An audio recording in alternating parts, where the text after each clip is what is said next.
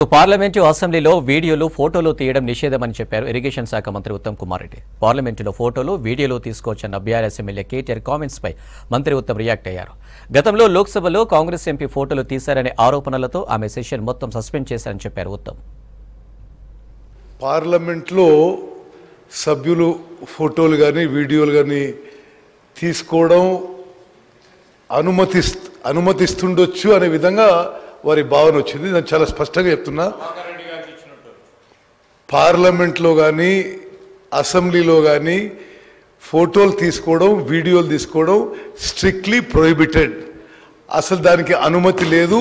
అటువంటి వాళ్ళపై పార్లమెంట్లో చాలా సీరియస్గా యాక్షన్ ఉంటుంది.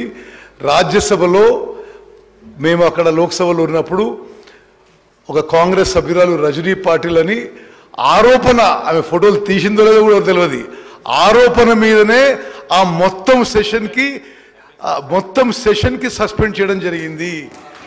With in the house taking photos or videos is strictly prohibited in